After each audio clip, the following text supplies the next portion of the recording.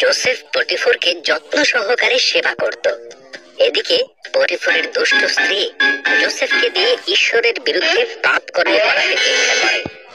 Joseph অস্বীকার করে। তখন সে মিথ্যা বদনাম দেয়।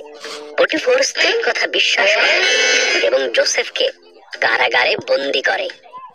কারাগারে ফরৌনের দুই দাসের সাথে জোসেফের পরিচয় হয়।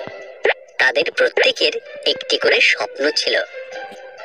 ঈশ্বর জোসেফকে সেই সব স্বপ্নের অর্থ দেখান। জোসেফের ব্যাখ্যা সত্য বলে প্রমাণিত হলো। পাত্রবাহক ছাড়া পেল আর রুটি নির্মাণকারীর ফাঁসি হল। 2 বছর পর ফরৌন দুটো দুঃস্বপ্ন দেখল। পানপাত্রবাহক জোসেফের কথা মনে করলো এবং সে ফরৌনকে সব কথা জানালো। তখন ফরৌন জোসেফকে ডেকে পাঠালো এবং তার স্বপ্নের কথা বলল। ঈশ্বর ফরৌনের সেই স্বপ্নের অর্থ জোসেফকে দেখালেন। জোসেফ বলল, 7 বছর প্রচুর শস্য উৎপাদন হবে, তাই প্রচুর শস্য মজুত করে রাখতে হবে, কারণ তার পরের 7 বছর দুর্ভিক্ষ।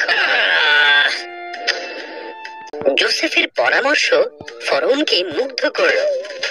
সুতরাং সে জোসেফকে সমস্ত খাদ্যশস্য মজুত করার দায়িত্ব দিল। ফরৌন ছাড়া সেই সময় জোসেফের থেকে ক্ষমতাবান আর কেউ ছিল না।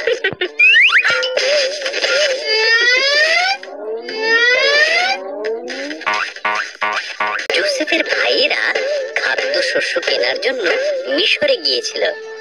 তারা জোসেফের কাছে নতজানু হলো, কিন্তু তাকে মোটেই চিনতে পারলো না।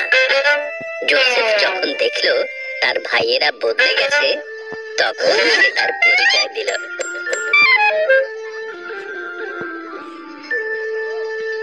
জোসেফের ভাইয়েরা ভয় পেয়ে গিয়েছিল।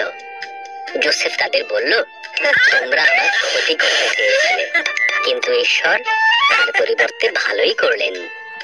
আমাদের পরিবারের সবাইকে মিশরে নিয়ে এসো, এখানে খাবারের কোনো অভাব নেই।